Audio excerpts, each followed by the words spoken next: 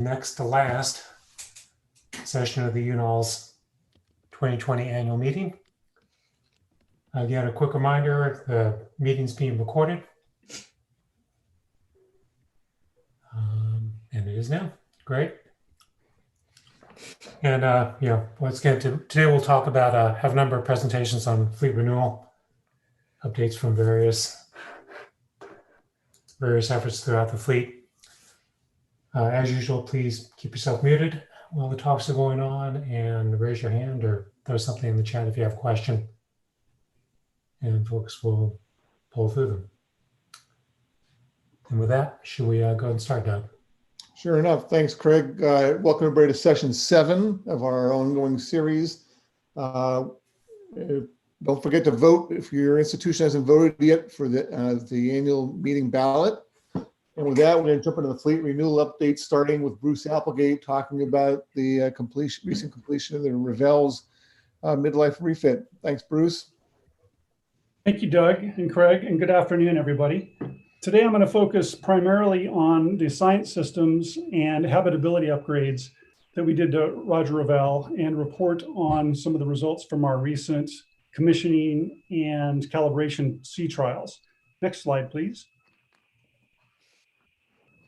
So as has been reported before at UNOLS Council, primarily the purpose of the service life extension program for the AGR 23 class globals was on life extension, so focusing on the ship, the hull, mechanical, electrical, and ensuring reliability and future regulatory compliance, those sorts of things. Secondary to that were science upgrades, making ships green, and habitability improvements, which are the focus of the talk today is the secondary goals that we achieved. Next slide, please.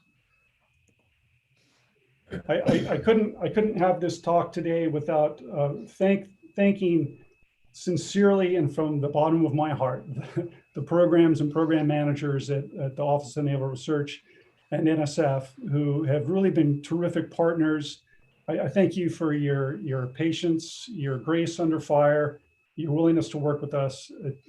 Without you, this terrific new capability of an oceanographic facility would not be possible. So thank you for your support on behalf of everybody in the community. Next slide, please. So to remind you of what our primary goals were for the midlife, these are all items that have been reported previously, and there's a link on the slide here if you'd like to see Zoltan's presentation on many of these issues. But there was a lot going on in this midlife, and despite that primary objective, we still were able to achieve a really ambitious set of secondary objectives that I'll report on today. Next slide. So there were a lot of science upgrades that we did, but I'm going to focus on really some of the main ones today. And we included in the midlife some new systems that our ship users have really been demanding for a while. And in addition to that, we upgraded several of the existing ones that our users like. So the key elements here are the gondola that we put aboard the vessel. And the gondola was really needed because in Roger Revelle version 1, you could not have put the transducers in a worse place on a ship. It was where all the bubbles converged. And so we got a lot of bubble masking. It was a very noisy system. Sonar performance degraded terribly in higher sea states. And we wanted to mitigate that with a gondola, which is something that everybody in the oceanographic community who's used these knows they can be quite effective in mitigating those effects. And on that, we mounted some new acoustic systems, a shallow water multi-beam that we've never had on Roger Revelle before. We wanted acoustic tracking system, which we know works quite well on Sally Ride, and we wanted to emulate that on Roger Revelle. A midwater imaging system, the EK80, that our fisheries folks use, and more people are using it for other reasons to look at midwater imaging things. PCO2 profiling system, as well as a whole host of modifications to the interior of the ship and improvements to the shipboard network, installing a new server room and a VDI cluster, which is going to make the user experience on board much better, we think. So next slide, please. In addition to the scientific improvements, we also wanted to improve the habitability of the ship. It would be terrible to go through a big giant upgrade and then have everybody walk on the ship and look around and say, hey, this is the same dingy place that we left a year and a half ago. So we wanted to make the vessel more inviting and a better work environment. So to address those things, we replaced the flooring in the labs with a beautiful new hard floor and on the main fore-aft passageway. We've also replaced all the carpeting and the lounges and the staterooms. The old stuff was getting a bit long in the tooth. We replaced all the mattresses, new linens, my pet peeve, fitted sheets. We've got really nice new fleece blankets that are comfortable and cozy and quite handsome on the vessel now. And we replaced all the laboratory chairs and benches. So a whole bunch of things that I think when people walk aboard the vessel, they'll notice it's going to be a more comfortable place to work. We also got new cardio workout room. We've an entirely new room for our cardio equipment, and we replaced all the weightlifting gear in the existing weightlifting room. So the ship itself, I can say after spending 10 days at sea in the sea trials, it's bright and really a pleasant place to work due to the new LED lighting throughout. It's quiet. We made a lot of improvements in reducing ambient noise throughout the vessel, partly down in the engine room with the exhaust upgrades, but also with the fans and significantly the bow thruster is a bit quieter as well. So it's a much more quiet environment inside the ship, but also on the work deck as well. And it's comfortable. We've got an HVAC system that really works. I can attest that when you change the temperature controls in your room, the temperature actually changes, which is pretty nice. Next slide, please. So I mentioned the gondola. This is a schematic. You may have seen it before and from previous presentations, but just to refresh your memory, this is something that hangs down below the vessel. It's proud by about 36 inches. So we're having to do some maintenance dredging at Marfac so that we can continue to use our home port at all tides. But the idea of this is to reduce bubble masking and improve sonar performance. So it's a hammerhead design. So the forward end is wider, and that's where the EM-124 receiver array is. And it's up there because that's where the modeling showed was the quieter place to put the receivers. And then we packed it full of all our different acoustics, ADCPs, our 12 kilohertz transducers for communicating with moorings, our multi-beams, both deep and shallow, and our hydrographic Doppler sonar system. So that was a big improvement. Well, it's hopefully I'll be able to convince you it was an improvement. Next slide, please. So if this is a picture that shows a different look at the gondola. So the gondola is shown on the bottom, and you can think of this as being a look from the forward end of the vessel through a section through the vessel. So the piping, the conduits that bring the cables up into the transceiver room are shown here. And so the transceiver room is new, and it's a big improvement. This is where the gym used to be on the Roger Revelle.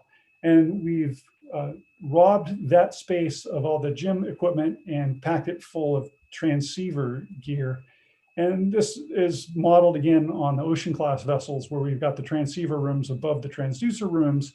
So we can terminate all the cables there, put them into the transceivers, and then those can then get transmitted on the ship's fiber network to the controlling computers another deck above. But this is a big improvement over the rather haphazard situation that existed before the midlife refit. So all the systems are here except for the 712, which has a smaller transceiver kind of bunker up in the forward end of the vessel. Next slide, please. So I mentioned the ship's network. We made a significant effort to completely replace the ship's network. We ripped out all the old coax and replaced it with redundant fiber throughout the ship with main controls in our new server room. So this is a big improvement with fast, reliable, redundant fiber throughout the ship. So this is going to play heavily into something I'm going to talk about in a bit, which is our VDI clusters and and working throughout the vessel. Next slide, please. So we spent a lot of time prior to the midlife planning out what our laboratory spaces could look like.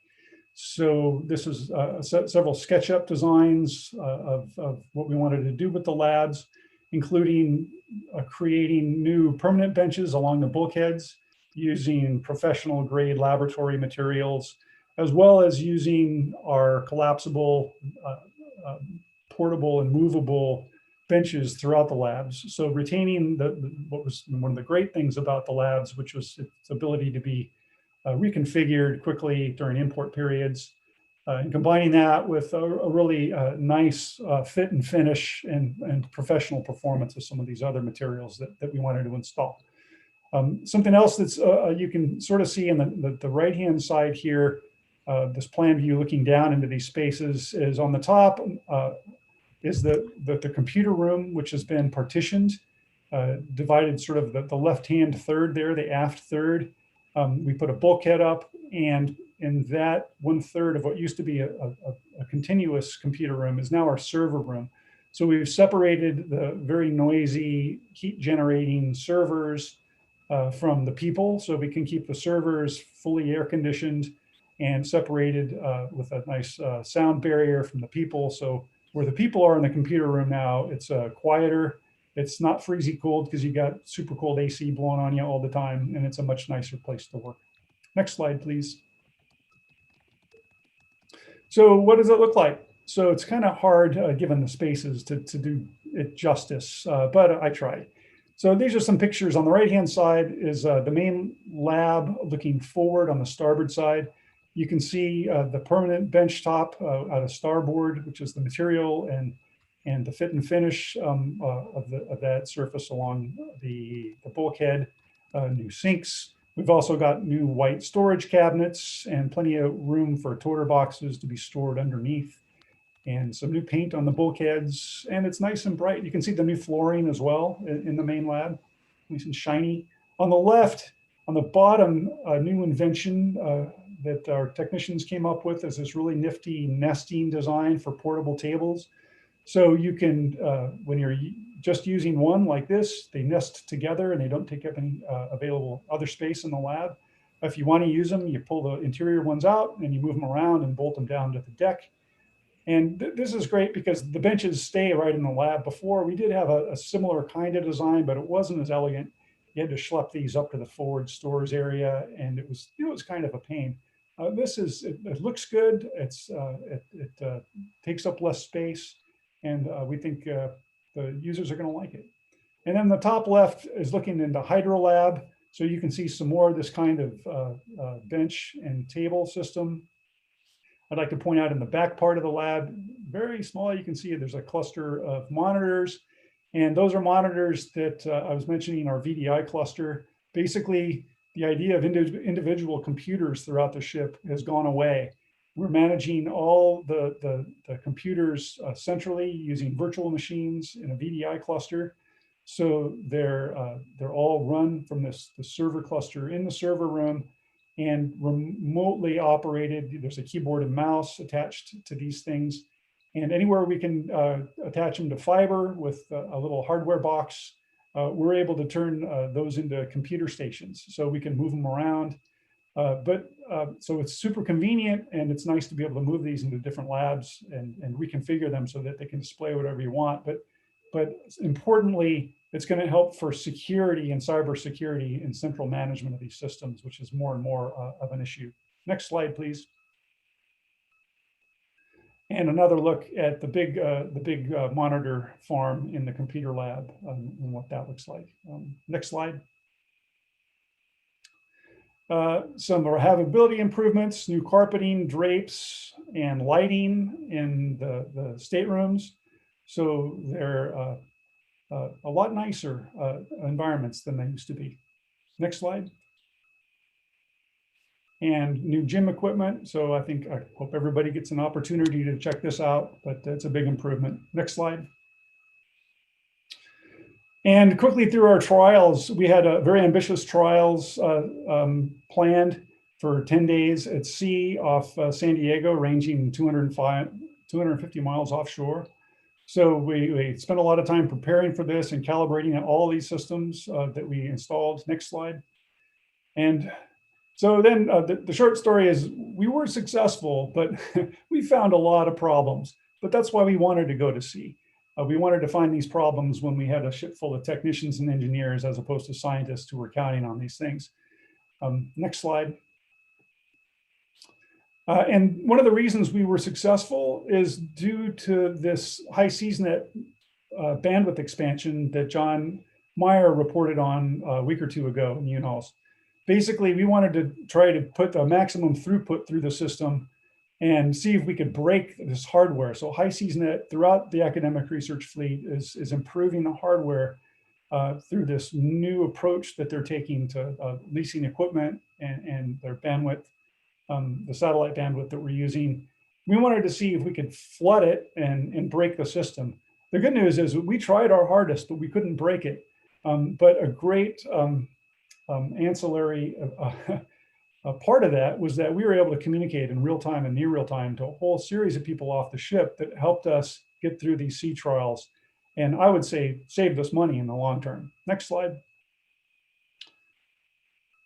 So a good news story is the noise that we've measured with the acoustics that are on the gondola. So this is a couple of images from the 120 measuring hydrophone noise. On the left side is a noise versus speed plot, and on the right is noise versus ship's heading. So what these tell us is the one on the left tells us blue is good, green is okay, red would be bad. This is telling us that for the conditions we were in, which weren't super big sea states, I think we saw 25 to 30 knots of wind. We're a 9-knot survey vessel, so that's great. And in fact, we were collecting quite good data all the way up to 12 knots, as the green noise values show. On the right, in the azimuth plots, as we move around the compass rose, there are some headings that are better than others. And interestingly, from the first looks, it seems like it's when the seas are actually behind the ship is when we had some of the noisier periods.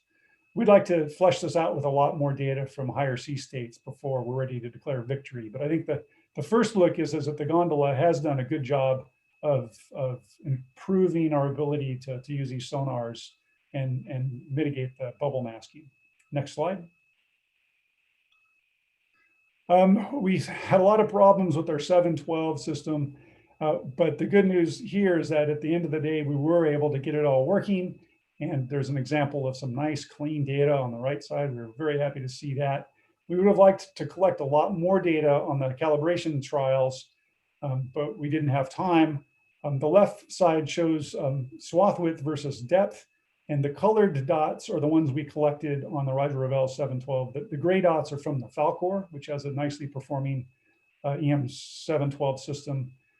So what the story here is that we're right in line with what we expect to see with our system now that it's operational and running, and we'll need to populate this in a lot more depths before we can fully evaluate its performance versus depth. But so far, so good.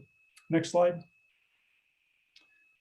And the EM124, we didn't have quite as many problems with the 124. We were able to do depth tests all the way down to, well, it's 3,500 meters. That shouldn't be at 4,000 meters, not a 6 there at the bottom. But really have to give a big shout out to the Multi-Beam Advisory Committee. Kevin and Paul worked 24/7 because we had these great internet comms. They were able to work with our team on board around the clock to troubleshoot items. And I'm convinced that without their support, we wouldn't have been able to finish all our sonar calibrations, and we probably would have needed to schedule more ship time to go and fix these problems. So thanks to Kevin and Paul for being such good sports. Next slide. And a similar kind of story with our ADCP. One of them worked great out of the box, the 75 kilohertz. We calibrated that and it's working well.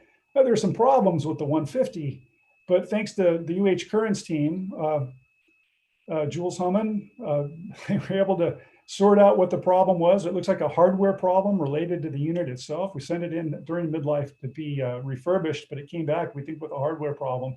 Jules has been able to recognize it, and through the magic that she does, she just fixed it, and she tells me that it's going to be great. So I believe her. Next slide.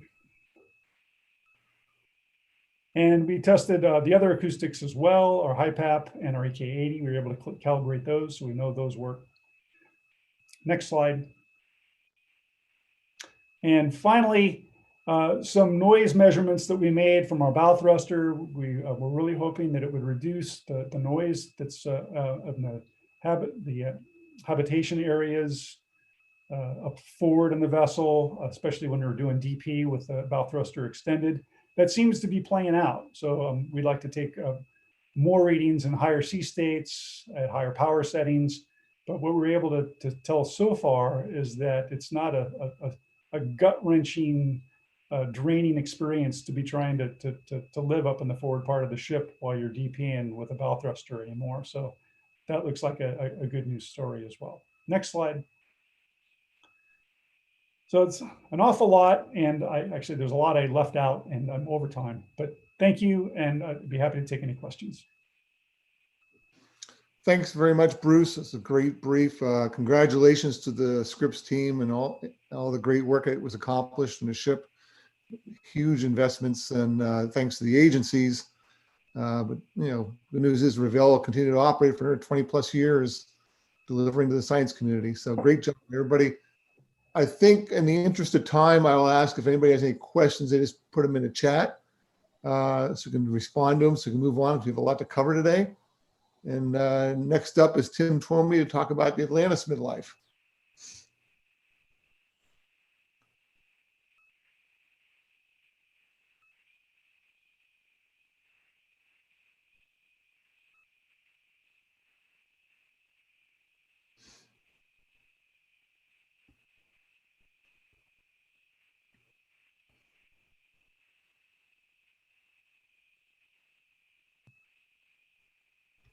Tim, are you here?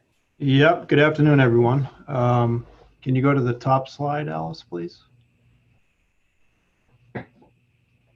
I'm kind of jealous after seeing Bruce's presentation. They're in great shape, but we want to thank Scripps for all the learning lessons, and we've been able to avoid a lot of issues with good coordination with Zoltan and Paul. So let's just go on. And I wanted to say a big thanks also to ONR and NSF. They've been really great supporting us. Things have been going very well out at Dakota Creek. COVID-wise, everyone's been safe. No issues with the yard. So just running through here, everything that Bruce covered on the Revelle, we aim to get into the same position at the end. This was back in August 4th, we went up on the blocks. Dakota Creek has a single lift there. It's not actually a dry dock. And they actually roll the ship right up on the land. Next slide, Alice, please. This is where we are today. The ship, you can see the stern of the ship. Actually, if you're up in Anacortes, Washington, you can drive right down the street and everyone in the neighborhood sees it right in front of them. The photo of the stern there. As of today, we have 239 days to go, and we're still on track for a July 1st finish date. The hull's been half blasted now, and we're just finishing the bow thruster fit-ups. It's the same bow thruster that the Revelle has. You can see in the photo on the right there's a pretty significant cut in the hull, which Revelle had as well. Next slide. You can see the bow thruster assembly there. That is retracted inside the hull, and that's a tunnel thruster in that mode. When it's deployed, as Bruce mentioned, we're really looking forward to that sound improvement in the accommodation areas. Next slide. Here's a shot. This was about a month ago. So they've made quite a bit of progress, and they're just buttoning up the hull envelope at this time with the bow thruster. In this photo, you can see two of our port engineers, Dutch Wegman and Gary McGrath, and that's Mike Prince on the right there in the white helmet. It was great to have Mike out on the project for a few days and catch up together. I was able to get out there for a week as well, and all went great. Next slide. Here's a good side shot showing the big bow thruster cut that's goes up 3 decks there. And then you can see the big side cut in the engine room there. That's where the engines were removed and installed. Next slide. Again, this is the beginning of some of the interior works. We have the main lab on the left and up in the galley conference room on the right. But things are moving along. Overheads are going in, new lighting all around. We're aiming to do the same habitability upgrades as Bruce has done on the Revelle. Next slide. Again, here's one of the main labs fully cleared out there. And then on the right there is some of the new overheads going in and the LED lighting. It'll all be similar to the Revelle. Next slide. One up, please. I think you have to go back, Alice. One more, yep. So as Bruce mentioned, the computer lab there, we're just at the stage putting in our new server racks. And that is a segregated area from the main computer lab space with separate HVAC there, as Bruce mentioned. It'll keep the computer systems cool and servers, yet it won't cool everyone in the space with a partition there. You can see a significant amount of pieces and parts and boxes there. That's all part of the science cabling upgrades. Next slide. So this is one group of the cabling that's been passed down through the ship. I estimated it's almost around 5 miles of cable. Instead of the fiber optic, we've moved ahead going with a Cat7 backbone throughout the whole ship. To all the cabins, there'll be a full IP phone system, computer access, and all the accommodation areas. Also, there'll be Cat7 for camera system network.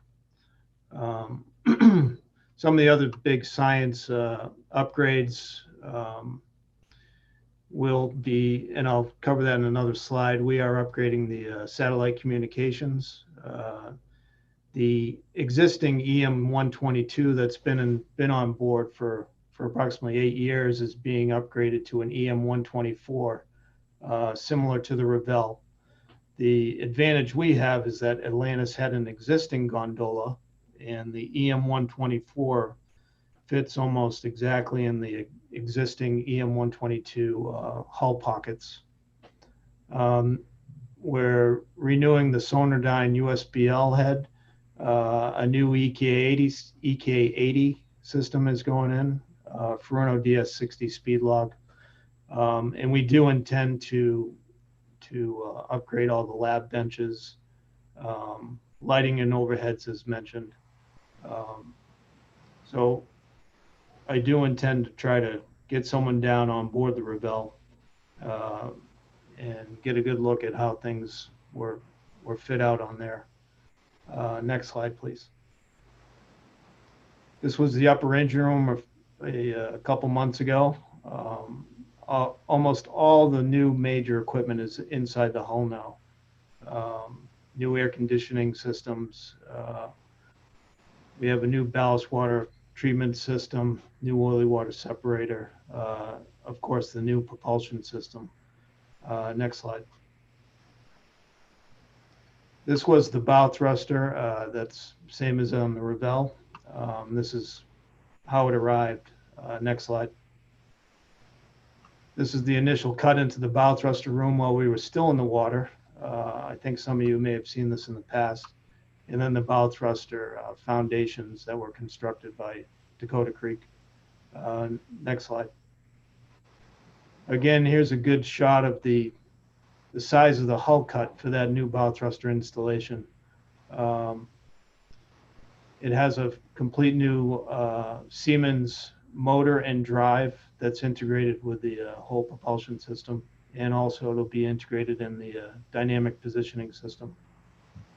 Next slide. The main switchboards, this was a pretty significant effort here. All the original switchboards in the engine room were removed from the ship, and then all new Siemens switchboards have been installed at this point. Next slide.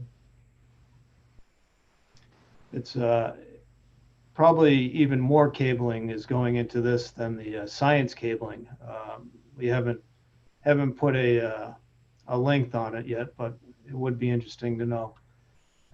This is probably the biggest effort on the whole Midlife is on the electrical side of the project.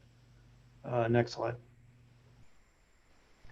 This is one of the new 3516 Caterpillar engines coupled to a Siemens genset before it left the Caterpillar factory. Next slide. This is kind of gives you an oversight of how the original engines were removed. Both the Revelle and Atlantis had 6 Caterpillar generator sets, and now they will have 4 Caterpillar generator sets. The big difference now is that we have one main common bus rather than a split ship service and propulsion bus. Next slide. You can see one of the main gensets coming out of the hull there. It's quite a rigging event. And then one of them is going away there on a truck. Next one. This is showing the engine room after it's been stripped out, and then the new foundations for the generators are being installed. Next slide. This is from outside looking into the engine room. So you can see how much was stripped out, and then the new foundations being welded in. You know, this is really a real general overview of what's going on. There's a lot of bits and pieces that compile the whole job. Next slide. That's our senior port engineer, Dutch Wegman, down in the engine room. That's the decks are essentially stripped there. Next slide. This is just yesterday with our last main 3516 genset going into the hull. It was a super tight fit. They actually had to make a little adjustment to get it in on their tracks. But you can see once everything's back into the space, the room is minimal. Next slide. Main propulsion motors. These are another big item that were changed out on board. These are being replaced with Siemens AC propulsion motors. The original propulsion motors on both the Atlantis and the Revelle were DC motors, and these could pose electrical interferences with vehicles like the Jason, and that will no longer be an issue on the new ship's arrangements. The Thompson still has their DC motors, and actually these DC motors removed from the Atlantis have been transferred to the Thomas, so they have reliable spares if needed. Next slide. Another big job on both of the vessels was the essentially stripping out of all the exhaust uptakes, and the funnels were removed from the ships. It's a complete new system that's going in for the exhaust, and actually the exhaust pipes are delivered pre-fitted with the insulation jackets. As you can see in that lower picture, these are some of the new exhaust sections that are in the crates down there, and they kind of snap together in place essentially. Next slide. This is another big big job that was done during the Midlife. The Z drives, the main propulsors for the ships, have both been fully overhauled. Next slide. This just shows the lower unit of one of the Z drives. We chose a shop in British Columbia called Packstar Marine, and they've been really excellent. And the Z drives are actually on a truck coming back to the shipyard today. Next slide. This just shows one of the Z drives taken apart there. Everything was blasted, painted, completely disassembled. All new bearings, everything was from the OEM Wärtsilä. ABS provided oversight on all the assembly and inspections. Next slide. Again, that's just some more of the progress photos of the Z drive overhauls. Next slide. These are the Z drives as they were finally coated and ready to ship back to the vessel. They were shipped out of the yard August 20th, and we will receive them back later this afternoon. And then the shipyard will reinstall once blasting is completed on the hull in the month of December. Next slide. Siemens is probably the biggest player in the whole project. They're the supplier of the main switchboards, the main propulsion motors, all the associated drives and transformers, and then the automation and engineering controls. So that it's a significant integration effort, and it ties into all systems of the ship essentially. Next slide. Both of the shipboard cranes are being replaced. One difference between us and the Revelle is our aft deck crane will be a man-rated crane. For ALVIN operations, the crane is used extensively for putting the ALVIN swimmers in the water with small boats, and also they will use it at times to do proper inspections of the LARS, the launch and recovery system for the ALVIN submarine. Next slide. Ballast water treatment system, as was mentioned, is an OptiMarin system. It's a reputable system out there. There's thousands of units on worldwide in operation. Revelle has the exact same system as well. Next slide. Again, this is going back this is from a few weeks back. You can see the gondola that's under the hull there. That's where the EM-122 was in position, and that's been removed now. You can see the transducer blocks on the excuse me, on the pallets on the right side. In speaking with Kongsberg, I've learned there's only approximately 12 ships in the world now that have this system on board. And Atlantis and Revelle will be one of those. Within the US, I believe there'll only be about 5 ships once we are completed. Next slide.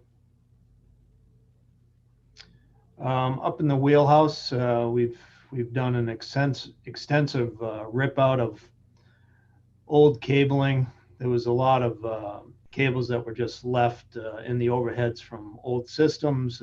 We've done a full cleanup, and moving forward, everything will be well documented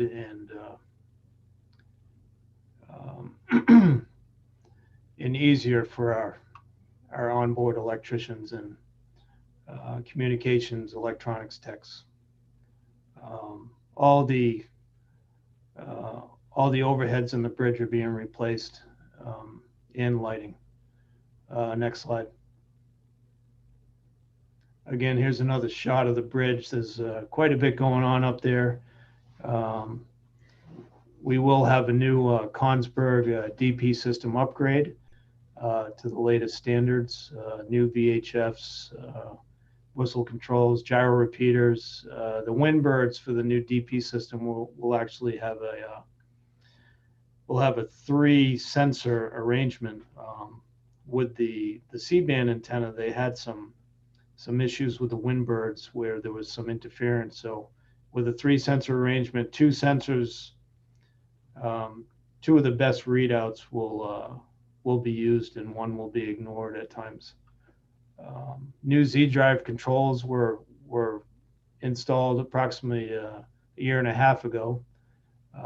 There'll be new Siemens systems displays giving engineering status of the ship. We're doing nav light upgrades to LED nav lights. GMDSS is having a go through. We're keeping our existing ECDIS systems. They're pretty well updated. PA systems being renewed through the ship. And then in the end, all the consoles will be reskinned. Essentially, they'll look brand new. Same with the fiddle boards, which are the upper display boards in the bridge. Again, new overheads and lighting and new decking. Next slide. Satcoms. Atlantis had we did a mass modification approximately a year and a half ago and moved the C-band from the aft doghouse up to the top of the mast. It's the most optimum place on any ship, full sky view. That's going to be changed out with a new C-band antenna that has both C-band and KU bands. And then the difference with Atlantis and Revelle is that we'll have 2 Ka band antennas, and these will be located port and starboard of the main mast. So essentially we'll have Fleet Express Ka service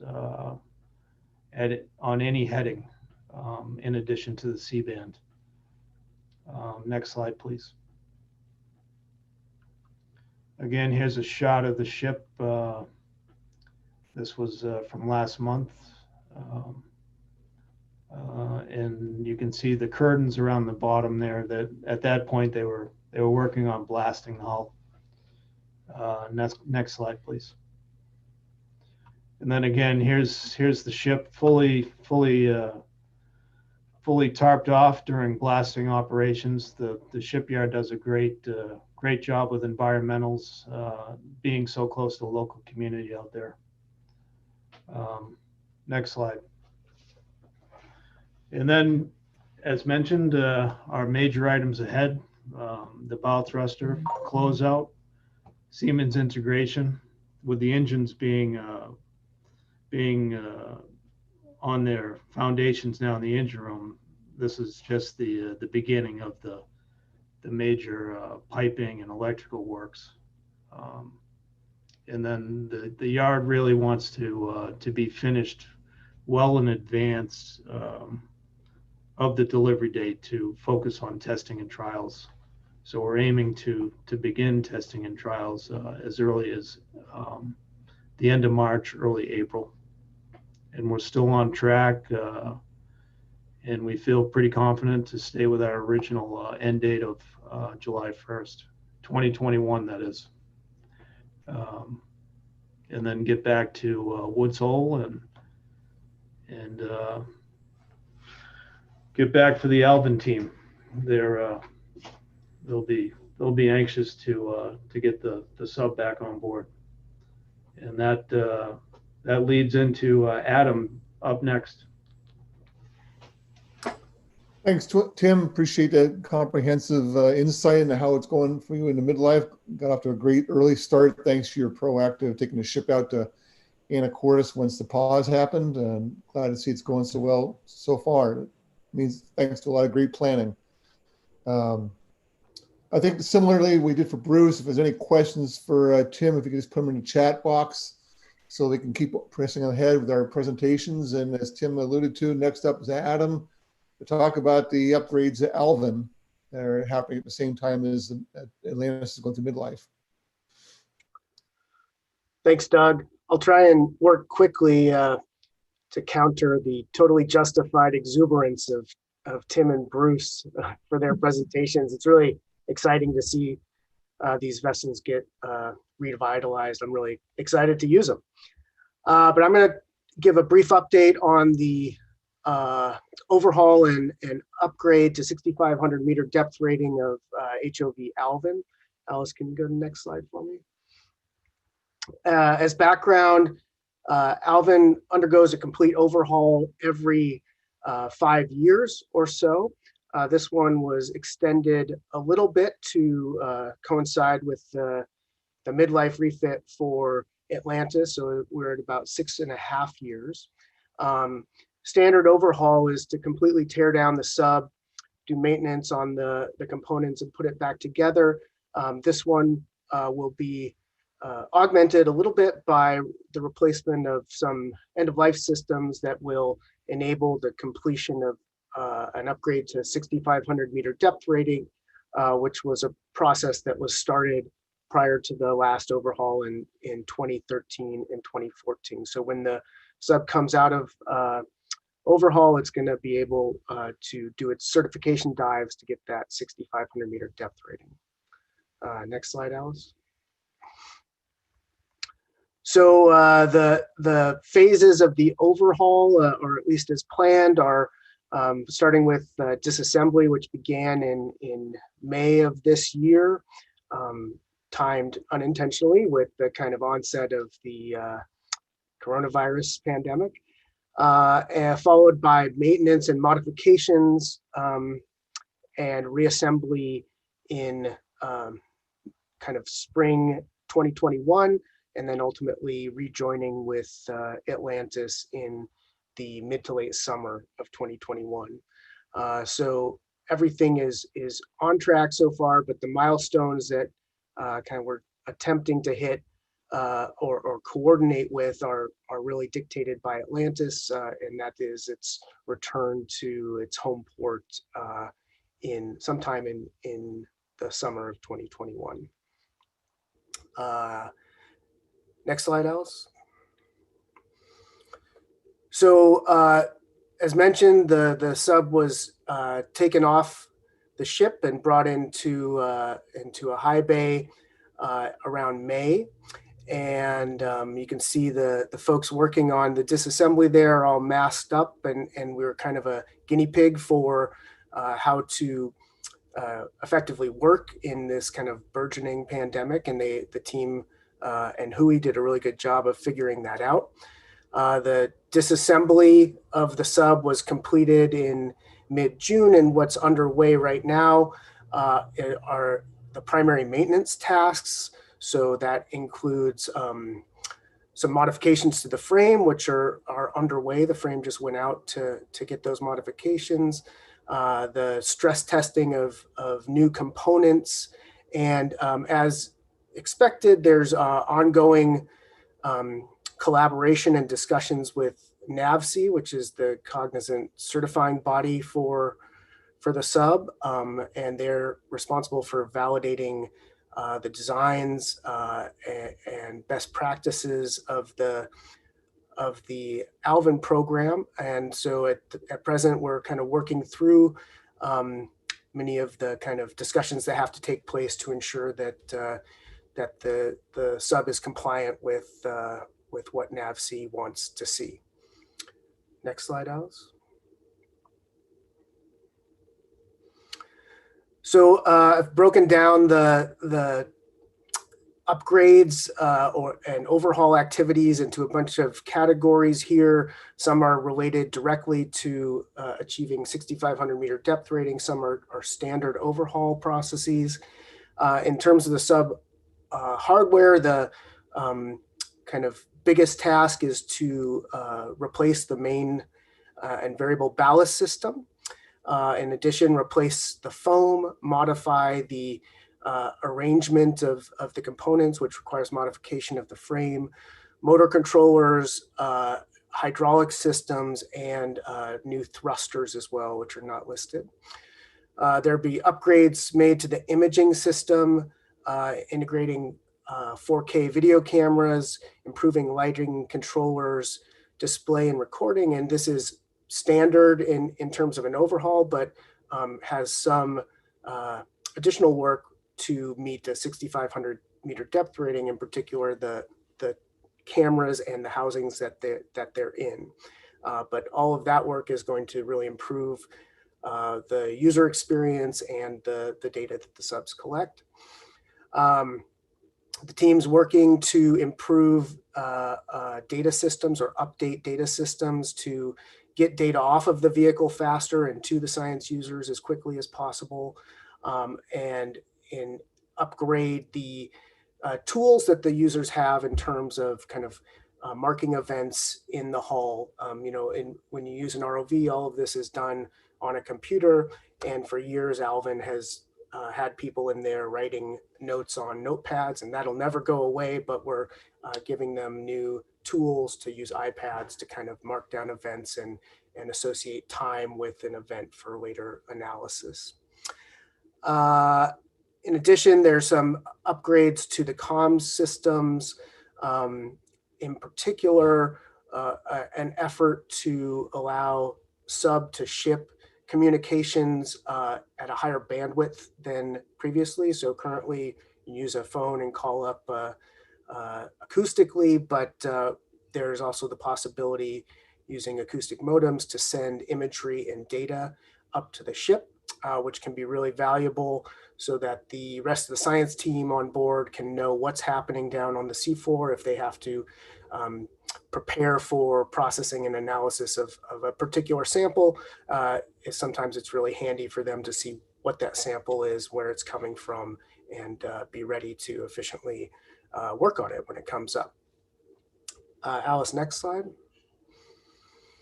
So ballast spheres are kind of the largest modification to the sub in this overhaul. So I want to give a sense of how that process is going, which also kind of illustrates how the timeline is moving along. So you see a bunch of milestones here for the ballast spheres in terms of machining, heat treating, tech readiness review and whatnot, and the initial planned and current dates for those milestones.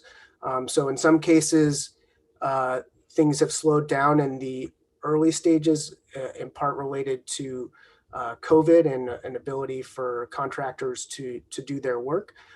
But right now we are actually on pace for having everything ready at or slightly behind our ambitious schedule, which should put us ready to go whenever Atlantis gets around back to Hui. So I'm pretty happy with the way that the project's moving along at pace, and anticipating essentially an on-time kind of completion of the overhaul and upgrade. Next slide, Alice. In anticipation of completion, there will be sea trials and certification dives, followed by a science verification expedition.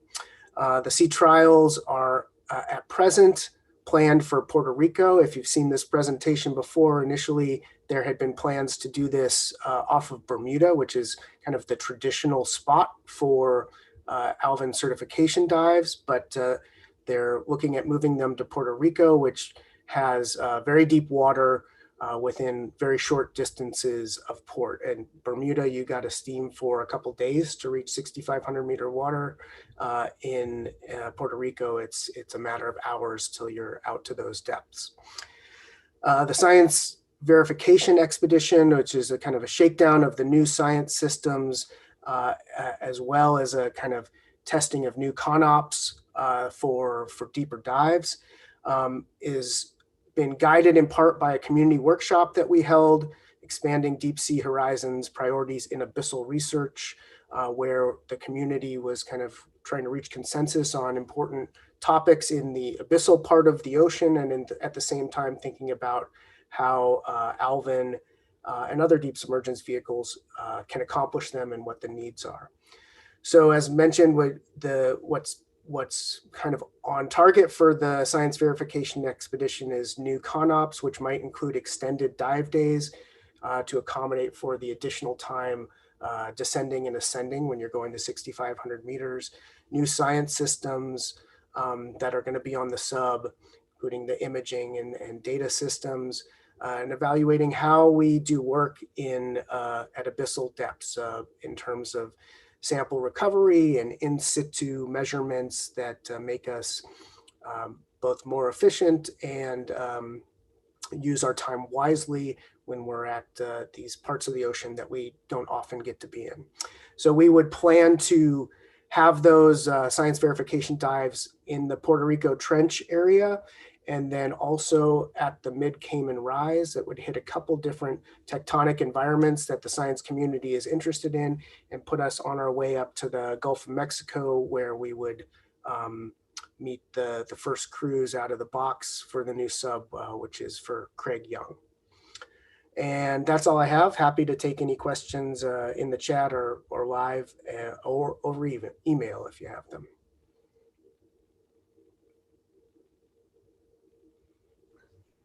Great, thanks very much for that, Adam. Very informative. Glad to see you guys are progressing along well despite the challenges of COVID-19. And I know the community looks forward to you guys being back on board the Atlantis before you know it. Yeah. Likewise, if anybody has any questions for Adam, please, you can either submit them in the chat, or as he mentioned, you can email him. In the interest of moving ahead, next up is the RCRV. Daryl Swenson was on tap to give the presentation. Is that still the case? Or I see Damien's here. No, I'm going to take it. Thanks, Damien. Yeah, you bet. And Daryl. He's there to back me up. Okay, I'm Damien Bailey with Oregon State University, project manager for the RCRV program.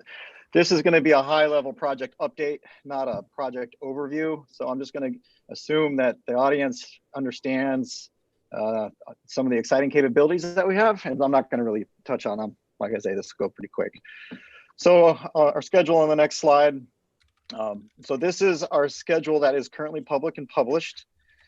It has delivery of the first vessel in May of 2022, and then a staggered 6-month delivery for vessels 2 and 3 afterwards. I should say that this schedule is currently under revision right now due to largely COVID-related impacts. Those impacts are being negotiated right now with the shipyard and NSF, but this schedule will likely change here in the next month or so. And it won't be done any sooner, I'll tell you that. Okay, and I guess I could also just highlight back on the previous one as relevant to this group here.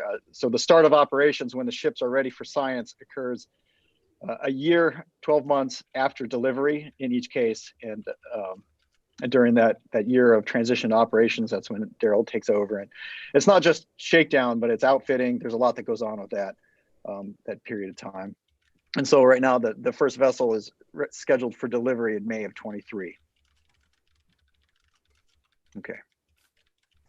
All right, so this year, what has happened? Well, we have a new ship in the fold. The Gilbert R. Mason had her keel laying in early March. Aria Mason, pictured up in the upper left-hand corner, is the granddaughter of Gilbert R. Mason, who was a civil rights activist. And was responsible for the wade-ins that happened in Mississippi back in the late 60s. And it was a really, really significant ceremony. And if you have a chance, I would check it out. It's on YouTube. It was really great. And she's there with the governor as they carve their initials into the keel. We also got a new logo from our Gulf Caribbean Oceanographic Consortium partners.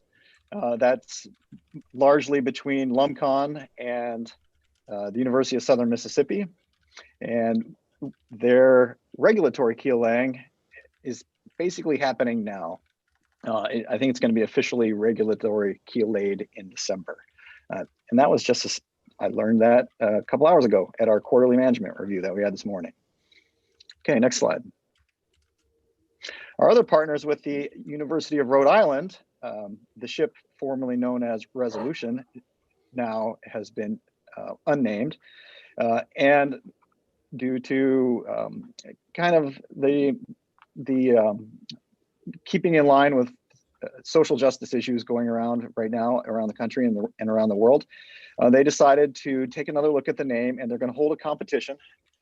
And as I understand it, Voting No Face was already submitted several times, so please don't bother.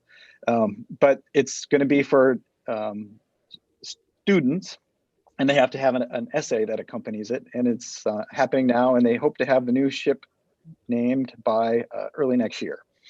But the ship is well underway, and there's some pictures of it later on. But yeah, so that's what's happening with University of Rhode Island. Next slide. The shipyard itself has had, as you've probably seen in the news, quite a bit of challenges this year. 7 named storms either made landfall or threatened to make landfall in Louisiana itself. So there's this first 6, and then Zeta happened after this graphic was put together, and that was just a couple of weeks ago. And now I understand there's another one forming up down there.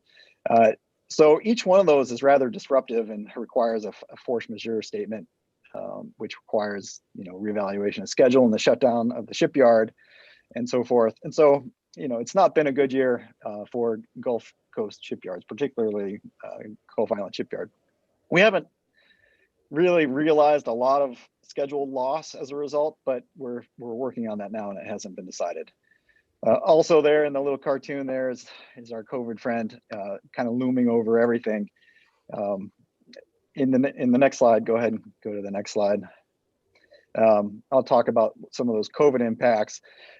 One of the most fundamental changes we've had to the project since starting was after some negotiations and kind of walking up to the abyss with the shipyard earlier this year, we agreed, OSU, and our good partners with Glosson agreed to assume the remaining modeling and production drawing responsibility from GIS, which was formerly their responsibility per contract. It was a mutually beneficial decision. Glosson has done a great job since then, taking over what was really kind of a mess. I think everybody would agree that it was kind of a mess. And as a result of that change in responsibility, we realized a 9-month production pause that we have finished. And during that time, Glosson worked with the vendors and the shipyard in order to bring the model and thus the ability to produce production readiness drawings up to speed. And they, like I said, been all hands on deck by them, and they have done a really, really great job really riding the ship. What I have down there, you're not expected to see those graphs other than just sort of the beginning of them. So those are each one of those bars represents a module of the ship as we're constructing it, and the blue lines is the progress of the modeling. And really the first 6 of those bars represent really the six most challenging of the structure of the modules that they have to model. And when I say model and challenging, what I mean is we're about 200 feet long. We're a little less than 200 feet long. And a lot of those capabilities that you've seen from those earlier presentations from Revelle and Atlantis, those are all on RCRV. I mean, not all, but most of them. And it's all crammed. They're 277 going on 300 feet. They're crammed into our little 200-foot body. It's been challenging, and our ship has been described as really a floating submarine to get everything to fit. You picture all the pipes and the spaces and ducking your head, and that's partly what's led to some of these modeling challenges with our contracted partners. And so the fact that these first 5 or 6 blue lines are all the way to the top means that those most challenging spaces, the machinery spaces, the engineering spaces, those have been successfully modeled. And there was a time when there was some doubt whether or not that was possible, but they got it done. And so that's a huge hurdle that we've crossed over, and we're all feeling really good about it. And the lack of complete blue lines off to the right there is fine. Those are sort of the above water deck spaces, the ones that are more standard to deal with. So, the main hurdles have been crossed, and we're feeling pretty good about where we're at. However, even though we started this pause in March, and that's kind of when the COVID hit, as I like to say, virtual presence is actual absence. And due to that and other reasons, we've had some real inefficient interactions that have led to a slower than anticipated approach with finishing some of this modeling and engineering. And so, like I said, those are being realized in the schedule now, but they haven't been finalized. Okay, next slide.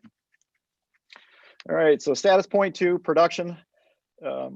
It has been mostly paused, although it did restart in August and has been coming up the ramp since then. You'll see that's a real picture of a billboard along the freeway down near Homa. That's RCRV up in the bright lights. GIS continues to be actively hiring. It's challenging to find good people, qualified welders right now.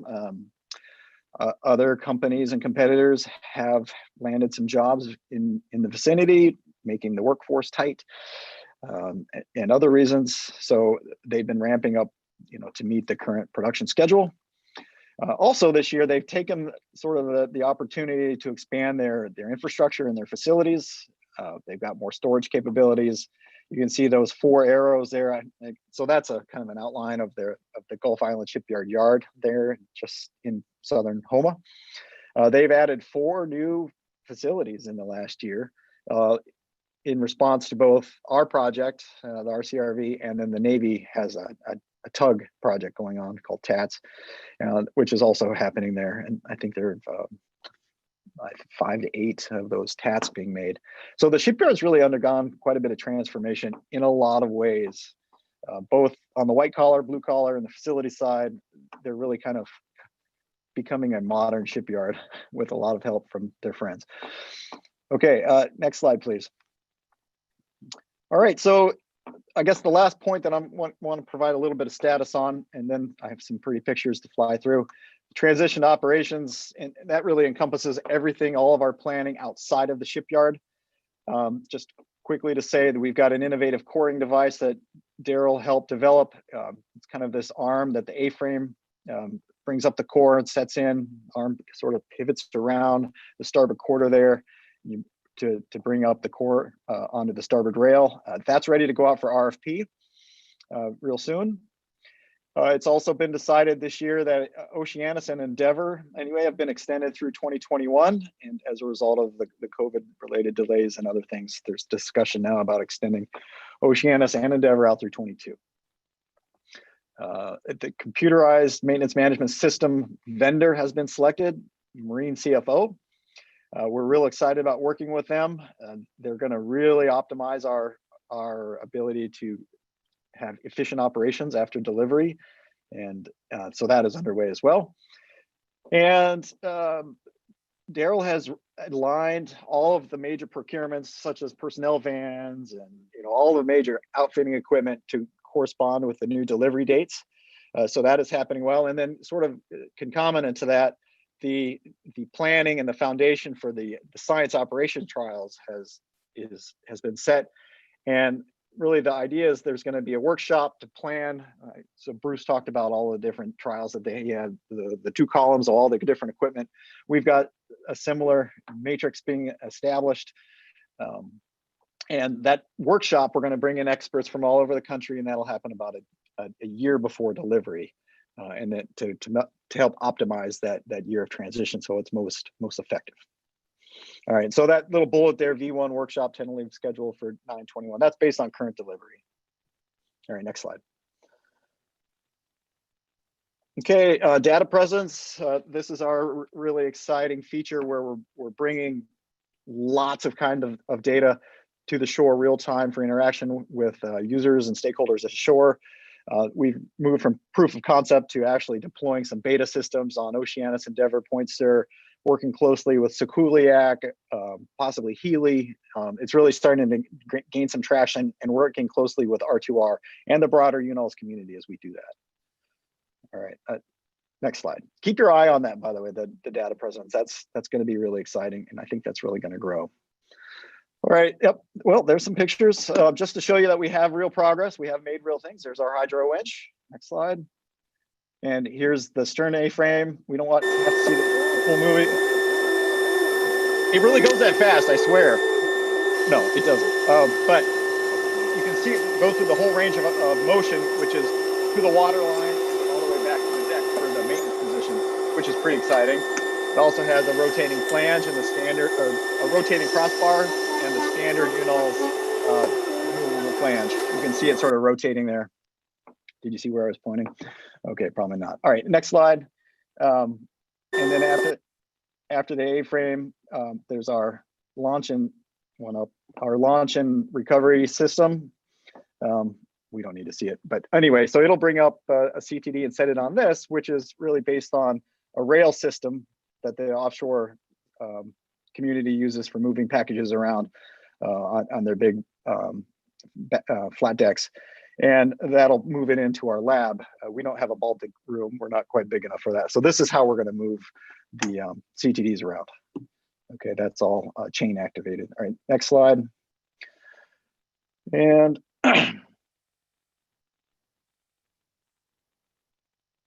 okay, so this is the last bit. This is a really fast time lapse of kind of the last year and a half.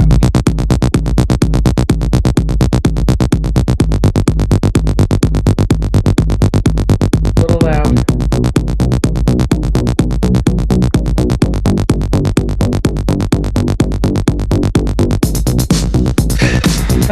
Sorry.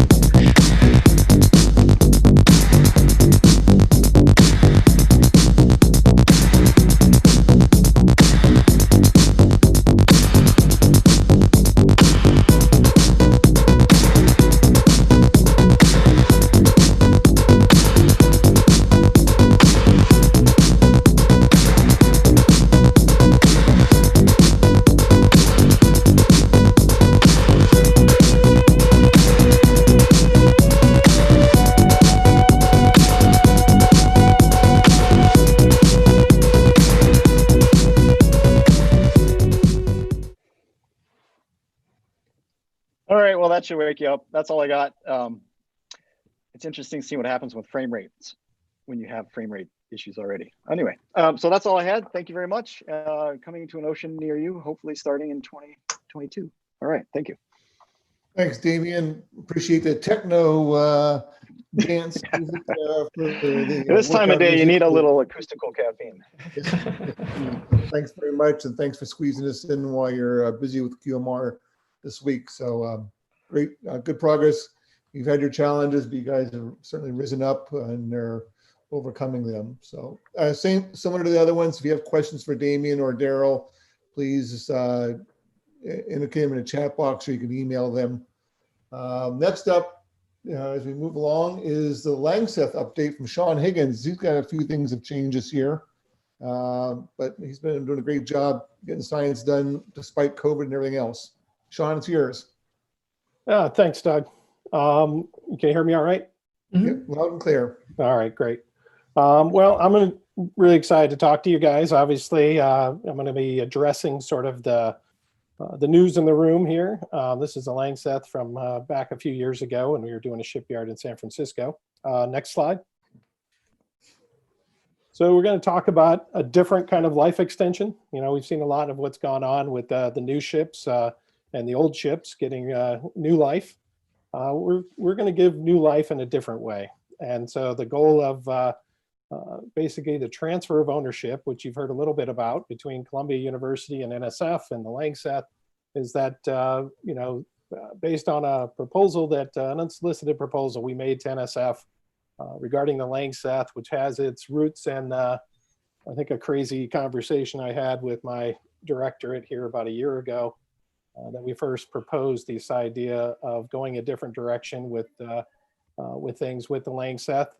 This is it's been a long in coming, and and for those asking why did this happen, this is perfectly fertile ground for audience participation. But I would just say that this happened because I think this has been a lot of discussion about what the future of the Langseth was going to be. It started a long time ago when the Sea Change Report, the Cagle Survey, through numerous workshops and different things that sort of led to it. Fortunately, throughout that process, we've been able to keep the Langseth going over the last 13 years. Done a lot of good science, I think, with the community, and I think Columbia and Lamont, and I think reached a decision that, we really felt what was best for Lamont, Columbia, and the community, and, hopefully for future visions and stuff. But I do want to reach out and, and thank, Bob, Rose, and others at NSF who were willing to listen to this proposal, who were willing to have some faith that extending the life of this vessel that we propose to take out till 2024, proposing a reasonable approach to try to get there, to be cognizant of the fact that, without the kind of investment that you're seeing going into some of the other vessels, that, it's not realistic to drive the ship out that much farther. But I think we have confidence that, we have a plan to get us there and stuff. But I think the why did it happen? I think it's long and torturous in some ways, but I think it happened because I think it needed to. I think it needed to happen for lots of reasons, to keep the Langseth in the fleet, to keep the capability that the Langseth provides to the community and the international community.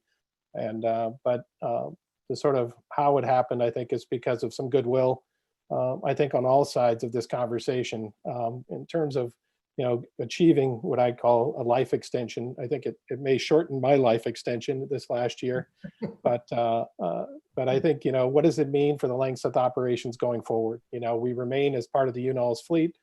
We remain with a cooperative agreement with NSF, and it opens up, doors that we've been working on to take on other work to help support our schedule that we're hoping to be successful doing. And that's a leap of faith. I mean, I think without COVID here, I think we had some things lined up that, we're still hoping will achieve the way we dreamed of.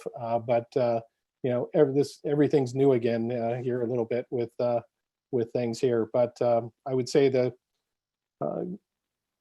greatest cooperation and stuff that we had in raising this up through the ranks of the Lamont Directorate to the Earth Institute at Columbia, to the president of the university, to the trustees of the university. It provided in some ways a great opportunity for me and for Lamont and others to re-educate, I guess, all the people up the chain of command and get some commitment from them and an understanding of how it contributes to Lamont, how it contributes to the larger community, and stuff that we serve. And it was met with, and I guess, the best thing I could say, it was met with tremendous enthusiasm and stuff through the schools and stuff, which, was really exciting for me. It was exciting, like I said, that NSF offered us this opportunity, that Columbia all the way up the chain was, in support of it. And so, like I say, the short-term plan is to, basically extend the life of the vessel out till 2024, keep serving the needs of the community, and also allow them to plan on a longer term basis. The longer term strategy falls into the vision of Lamont, and the reasons, why I think this, another, cornerstone of why this deal happened was because Lamont, wants to bring online a new global vessel in the future to replace this and to be another, active global vessel in the fleet. And so that's a part of the strategic vision at Lamont. And let's just go to the next slide. So just to touch on a bunch of the things that have had to happen because of this, and then I'll jump back to the following up. But so in result of this, we've started to restaff the office. We've hired a new technical services manager. We're in the process of interviewing for new marine ops manager. We've basically, working on the union negotiations with our two unions. One of them's complete, but we're extending these out till the end of the life of the vessel and stuff to simplify things that have been more complicated in recent years. We've got, a lot of ongoing discussions about third-party work and science opportunities. We've just, as far as the vessel transfer itself, we've just got our new vessel security plan approved by the Coast Guard. We're documenting the vessel with Coast Guard for the first time, as it was not previously documented under NSF ownership. We're finishing off our application for having the statement of voluntary compliance underneath the Maritime Labor Convention as a private vessel going overseas potentially. And we're doing a lot of planning that we started with our proposal for this next 5-year survey next year for our 2021 shipyard that we anticipate to be the last for the vessel. And so there's a lot of work going into that. We've been meeting with Kongsberg, who bought Rolls-Royce Marine, which owns a lot of our equipment on board. And so we're looking at things, and with them that we need to take care of during the next period of time to keep the ship going, looking at all the different systems that they have ownership of and things like that. So there may be some upgrades coming that will be both funded out of money from Columbia and some that was built into MOSA that we're looking at doing here in the next year. Certainly revising our insurance to include full hull insurance, working with our risk management group, revising our ISM to include all of the above changes as far as security and the MLC and other things, and revising lots of other documents that have owners' names and changes and things that I have to be brought into alignment. So a lot of work going on in the background, and stuff as we've been, also dealing with operations this year and non-operations and the rest of everything that all the Marine superintendents have had to deal with this year. Next slide. And so I mentioned before the Lamont strategy and stuff, and part of that vision for that is because of the announcement of a really big initiative at Columbia University. Basically right about the same time that we reached agreement with NSF on the purchase of the vessel, was the announcement of the Columbia University Climate School. And this is a huge development at the university. Alex Halliday, at the head of the Earth Institute, and others are behind the, proposing this. This is a Columbia-wide initiative. It's the formation of a new school for the first time in better part of 3 decades. So it's being led by the President Bollinger himself, the trustees, Alex Halliday at the Earth Institute. And this is just in its infancy and getting created. But at the heart of that, the Earth Institute, Lamont, these other groups around Lamont and Columbia and many more, basically, that this climate school will form the hub of a very large enterprise and stuff, and already amongst the group's involvement, and not even including the Department of Earth and Environmental Sciences, which is in arts and sciences. There's getting close to 1,000 people that will populate this through different centers and hubs and spokes sort of strategy. So it will also be somewhat unconventional, as the president notes. But this is a huge initiative that a lot of fundraising and stuff is circling around, and I think it's going to lead to many changes. But the vision of Lamont, the vision towards a new vessel being part of a much larger strategy is how it feeds up.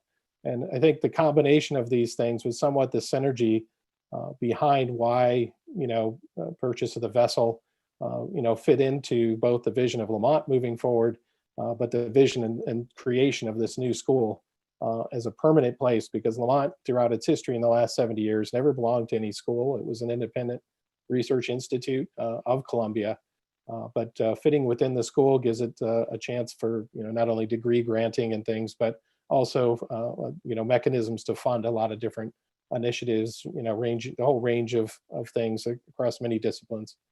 So with that, and like I say, I hope us catch back up in time here a little bit, but go to the next slide. And this is just a picture I love from Pablo Canale's cruise off in the central Atlantic here back a few years ago, about 6 or 7 years ago. But this is what we're sailing into the future, I think, optimistically, and stuff. And, we're hoping that this chance that NSF gave us and one that Columbia is backing us will pay off for everyone here as we move forward. So thanks for giving me the opportunity to talk about it, and certainly welcome any questions after on the chat or in any other forum. Thanks, Sean. Congratulations again to your successful taking over ownership of the ship, and congratulations to NSF for successfully working with you to do that. We know the future looks bright, which is great, and I know the community greatly appreciates Columbia stepping up and taking this on. With that, next up is the polar research vessel that Tim McGovern's going to give an update on. Antarctic research vessel, sorry. It's all right. Can everybody hear me all right? Loud and clear. All right, great. So yes, as mentioned in the pre-briefing write-up, this project's been in development for more than a decade, and previously it was referred to as the Polar Research Vessel, or PRV, since at that time it was envisioned to support science in both the Arctic and the Antarctic. So we've shifted our focus to only support Antarctic science requirements. Therefore, we're calling this the Antarctic Research Vessel, or ARV. So today I'll run through a brief review of the science mission requirements, update you all on the technical status, where we're at with managing the various aspects of the project, and then I'll provide a near-term timeline. I also note that you'll see and hear lots of words like requested and proposed, since this project has yet to be formally accepted into the the NSF MRAFC program, but I do feel we're close. So next slide. So the Office of Polar Programs has been working for almost 2 decades with the seagoing science community on the required capabilities and science mission requirements for the next generation Antarctic research vessel. This engagement has occurred through workshops, surveys, and most recently through the OPP's advisory committee. And this committee stood up a subcommittee which produced a comprehensive report that compiled, summarized, and prioritized the new vessel requirements. And then in the report, which was released in August of 2019, it included calls for working in the Antarctic shoulder season, so early spring and late fall, and in the winter in areas of heavier ice concentrations. The report stipulated the need to operate autonomous and remotely operated vehicles below the ice, on the ice, and in the air. The science community wanted capacity for larger science parties and for more interdisciplinary cruises. And of course, greater deck and lab space to accommodate these projects. And most importantly, they wanted the ability to go into the more unexplored regions of the Antarctic. So next slide. So the science mission requirements, as developed by the advisory subcommittee, they were aggregated and sorted based upon which of the characteristics and capabilities met the broadest science community needs. This resulted in the development of 3 high-level required vessel characteristics, which you can see here. Essentially, they include year-round access to ice-covered seas, ability to collect data and samples in multi-year ice, and provide a stable platform to conduct science. Obviously, there were additional required capabilities, which you also see here, that contribute to the overall vessel design. Next slide. So these characteristics were then translated into actual vessel capability requirements that would drive the overall cost and design of the ship. Now, of the critical requirements, 3 were prioritized into our key performance parameters, or KPPs. And these include the ice-breaking capability, endurance, and the number of science and technical personnel the ship could accommodate. So these 3 parameters are the major cost drivers of the new vessel. So you'll see that there's 2 degrees of requirements that were established for each KPP, either threshold or objective. Threshold criteria are essentially the minimum capability of a new vessel, and these essentially match the performance or capability of our flagship light icebreaker, Nathaniel B. Palmer. So those are our minimum capabilities. We also then set objective criteria, and those are criteria that provide for the advanced vessel capabilities identified in the numerous science community reports and workshops.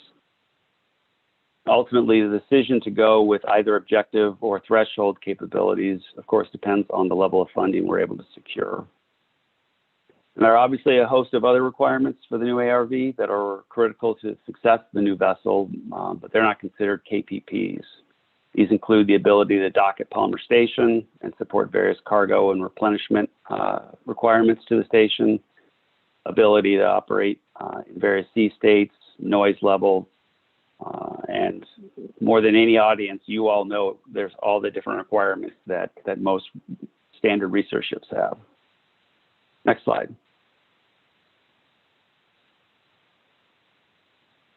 So using all this information, this past June, Gloston, which is under subcontract to Leidos, who is our Antarctic prime support contractor, completed the preliminary design concept for the new ARV.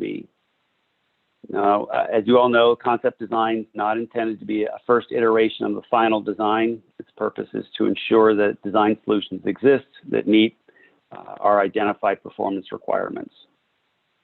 So here you can see the initial concept design. Now, many of these elements of design were taken from the new Norwegian research vessel, the Kronprins Haakon, which I'm sure I'm mispronouncing. Next slide. So as our team reviews all the general arrangement drawings, the key thing we need to be ensuring is that all the lab and deck spaces and other requirements that have been requested by the science community and vetted through our internal teams are included and arranged in ways that make sense. Sorry, my dog is insisting to play right now. As you all know, this is a highly iterative process.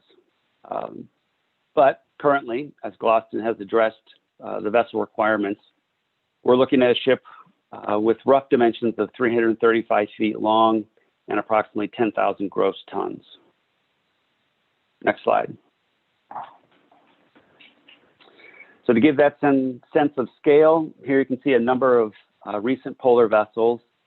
The British Antarctic Survey Research and Supply Vessel, the Sir David Attenborough in orange, 423 feet long and 15,000 gross tons. Chinese icebreaker Zhuilong 2 in green is 402 feet long, 14,300 gross tons. That's about the same size as the PRV our office had envisioned about a decade ago. The ARV is in black with the Haakon in blue.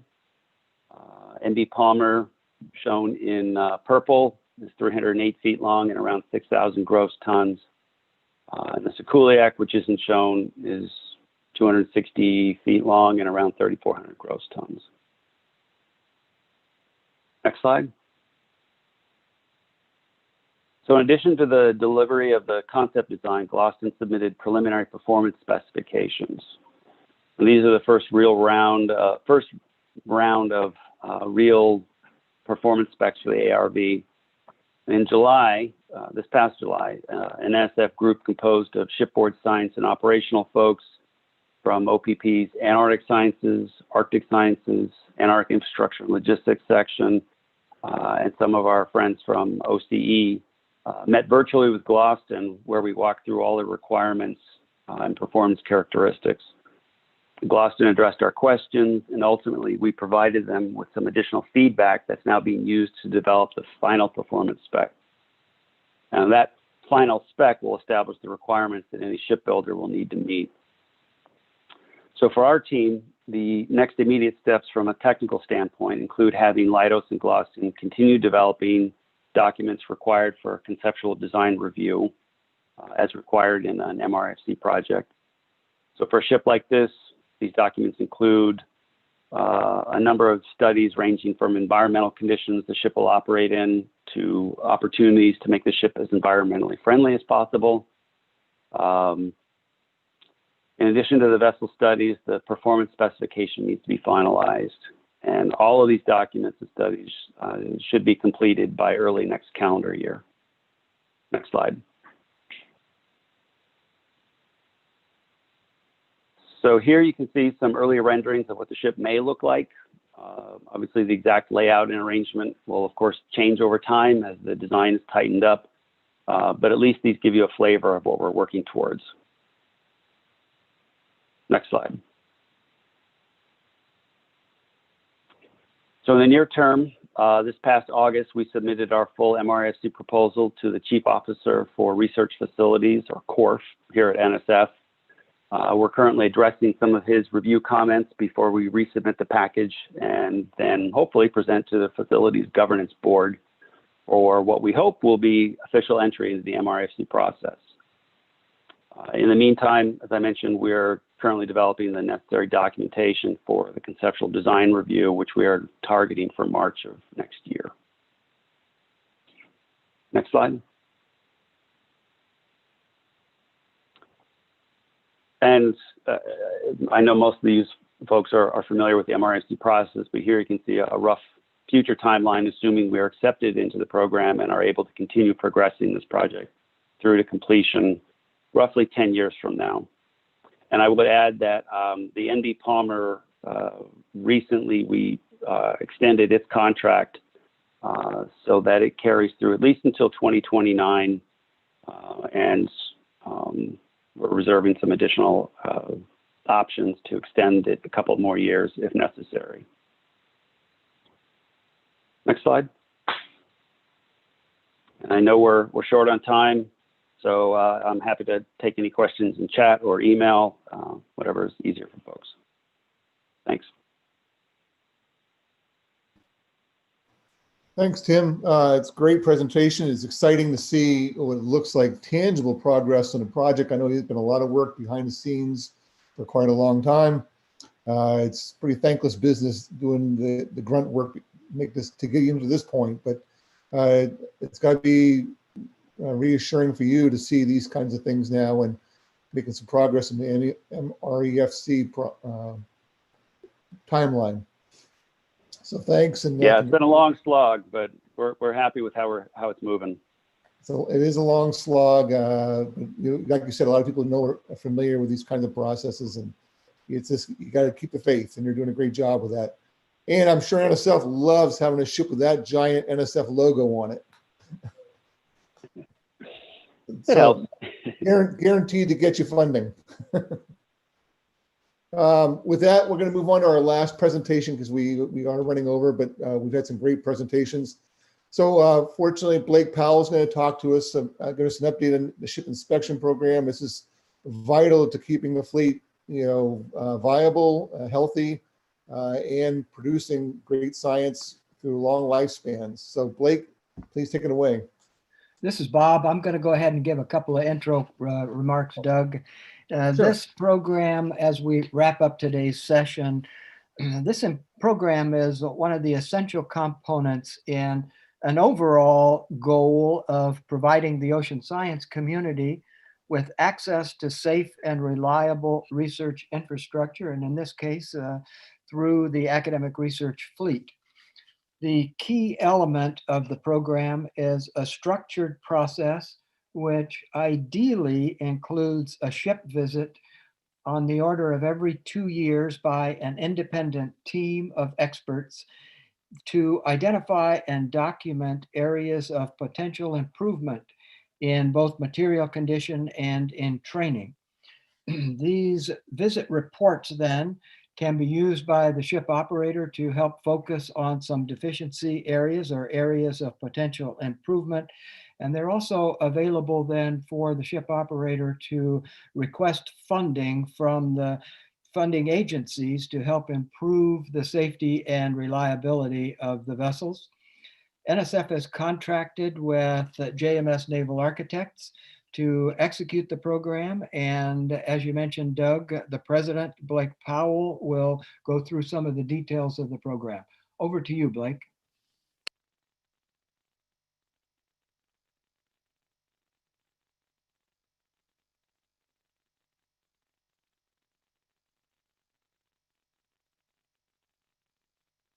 Blake, you might be muted. I think you are. Yep. There we Okay. go. All right. Very good. Well, good evening, everybody. But we have a slightly different audience than when I present at a typical RVOC meeting. So Bob and others have asked that I give more of an overview of what the ship inspection program is all about. You can go next slide, Alice. Thanks. Like Bob was saying, there's kind of two real components to this. One is to ensure that the vessels are safe and maintained in a high degree of operational readiness, and the other really is to verify that the money NSF spends on the science and the ships themselves is being done in a cost-effective way. And this is the inspection program stated purpose that's part of the NSF ship inspection program guidelines. But you can go to the next one, Alice. it's not a new concept. This ship inspection program's been around for a long time in different iterations. I dug up this, but this was from 1973. And Bob Dinsmore, when he was at the UNOLS office, was obviously labeling this as urgent. But he was talking about revitalizing, expanding the ship inspection program. One thing I really do want to point out, though, on this is over on the second page, down that third paragraph, though, that there's always been an assistance component to this. Despite being called an inspection, which can certainly put some people off, it's really a collaborative process between the operator and the crew and the funding agency, and it's a way of providing assistance as well as assessing the vessel itself. When I first started doing the inspections, I reached out to Bob Dinsmore, and he was more than happy to help out and provide some mentorship. I gave a tour of HUI vessels and some insight into the inspection process up to this point, as well as some background on UNOLS. The next slide, Alice.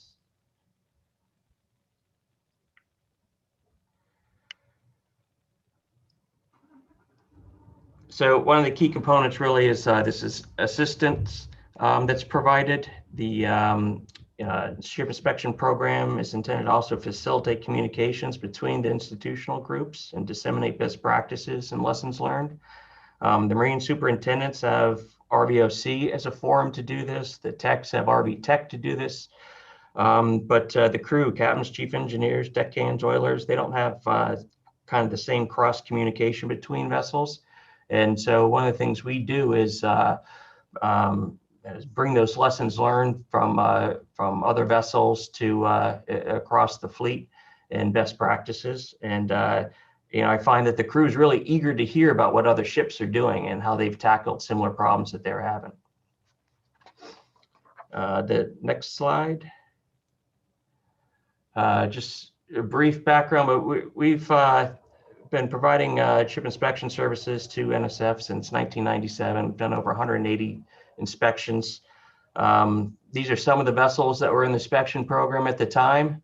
They're no longer in the fleet, obviously, but there's actually quite a few more. There's Calanus, Sea Diver, Laurentian, Ewing, Cape Henlopen, I don't know, Hatteras, Uraka. And you can go to the next slide, Alice. So in 2020, we got off to a fast start. We had a full schedule, and we got through about halfway through February, and all came to a screeching halt. So we got to two vessels, the Kuliak and Pelican, which means, next slide, that due up for 2021 are all these ships. So for between the pandemic, operating protocols, NSF schedule, our schedule, and the ships actually being out there doing science, I'm not sure how many of these ships we'll get to, but certainly if operators have a preferred window in mind, they should get in touch with Bob and NSF and try to get something penciled in. Next slide, Alice. So regarding the inspection itself, the scope of it is, like Bob said, it's on a 2-year cycle that we try to get to each vessel. Navy-owned ships are a little bit different. They go through in-serve, and so sometimes, the in-serve cycle is a little bit longer. So we'll do inspections in between in-serves, but also during the in-serve, we'll provide a oceanographic inspector to go along with them. There's a dockside and a net sea component to the inspections. And then generally speaking, it's really broken up into 3 areas: the engineering systems, the oceanographic systems, and the safety systems. But the details of it all are spelled out in that one document, the NSF Ship Inspection Program Guidelines. And the basis, though, for the inspections are the UNOLS, your Research Vessel Safety Standards. So as new policies and procedures get incorporated by UNOLS, we fold those into the inspection program. Some of those more recent ones: harassment, safe climate, lithium batteries, rope and cable safe working standards, Appendix A, Appendix B, and probably cybersecurity in the near term. And largely what we'll do too is help familiarize the crew with these new requirements, new policies, as well as verify how the operators are implementing them. The next slide. So there's, prior to getting on board the ship, there's a ship preparation phase, a request for documents that goes out to the operator from NSF. We ask that it be provided, these documents be provided 10 days in advance. There's quite a bit of them, as you can see, but by and large, it's mostly information that should be readily available. Things that take more time would be updating the previous recommendations from the previous inspection, and updating the ship's outfitting that's contained in what they call the ship condition form, which kind of serves as the backbone for the final report. But by all means, as operators go through all this information in the planning phase, kind of look at it as analogous to a pre-cruise planning. But reach out to us, ask questions if anyone's unclear, if anything that's being asked for. But having this information in advance certainly makes the inspection itself far more efficient. You can go to the next one. Like I said, there are three primary areas, safety and operations being one of them. Pier side, we'll look at the stability documentation, safety equipment, obviously, the condition, but also the record keeping and procedures for maintaining the equipment. We look at habitability spaces and review medical resources. Underway, we'll review the safety briefing, underway checklists and procedures. Obviously, all the navigation and communications equipment gets demonstrated during the underway phase, and we'll conduct drills with the crew as well. Next, Alice. Engineering systems, pier side, we'll review the equipment itself, obviously, but take a look at the records and how maintenance is documented, all the watertight integrity and condition of the tanks, watertight doors, hatches, that kind of thing, and verify the operation of all the safeties, overspeed trips, audible alarms, visual alarms, shutdowns, that kind of thing. And then underway, we'll conduct a full power run and vessel maneuvering trials, and we also take noise measurements during this full power run. You can go to the next one. And then on the science side, review the all the installed and portable oceanographic equipment that's available to the scientists. We inspect the laboratories themselves and the outfitting in the labs, observe the condition of the instrumentation and records like calibrations. We also review all the post-cruise assessments, and we'll sit down with the techs, often the captain as well, and shoreside personnel, to review the corrective actions that have been taken in response to comments that are received during the post-cruise assessments, and close the loop on any issues that have been identified. The PCAs are real valuable in this regard.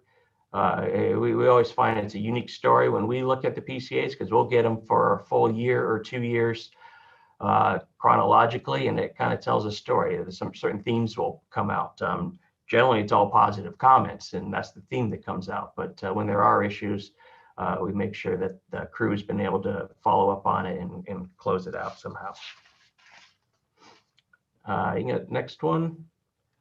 So underway, we want to operate each combination of winch and overboard handling apparatus, each combination of the winch and wire and cable. That requires the operator having some equipment in advance. Well, it's certainly CTD systems, but also over the stern. You use deck cranes for launching the small boat, or when they're used for science overboarding.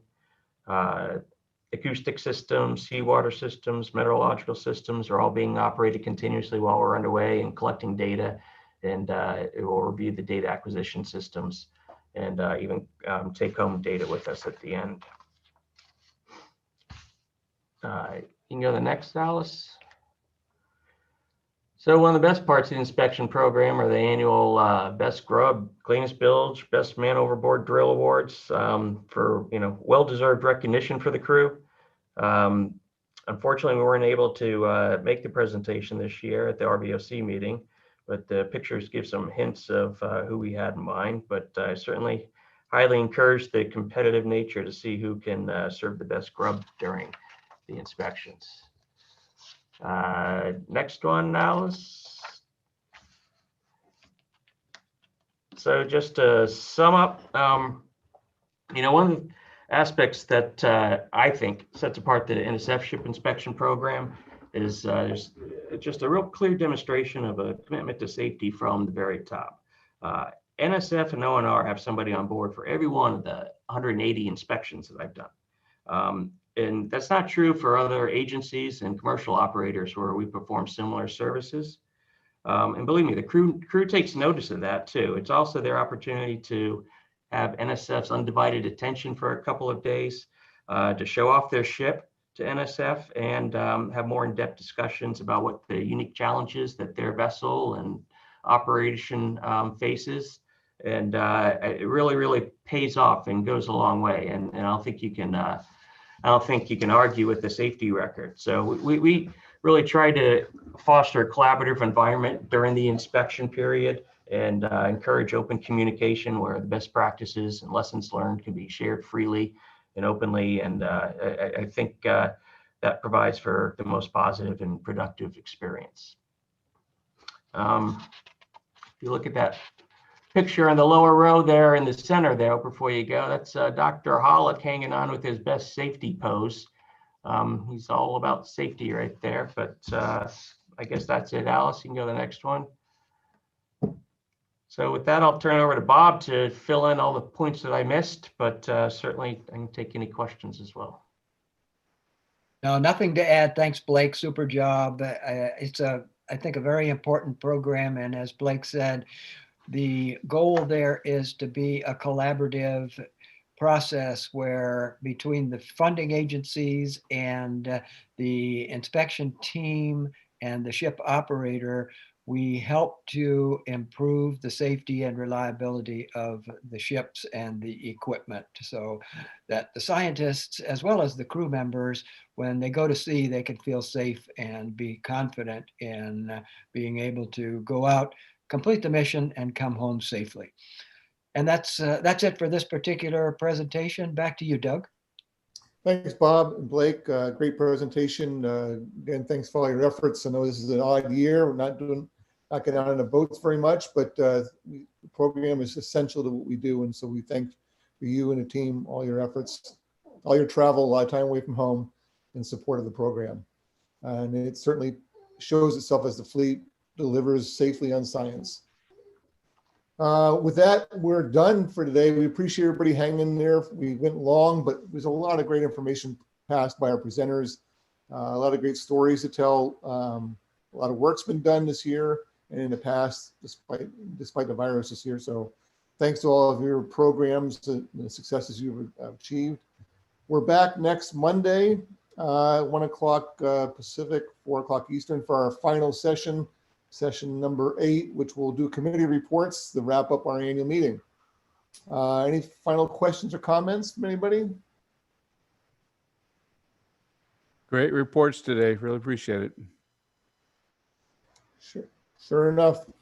Great, okay, thanks everybody. Have a great evening. Thanks for hanging with us, and we look forward to seeing you again Monday. Thanks, Dale. Thank you. Thanks, Blake. Thank you. Thank you.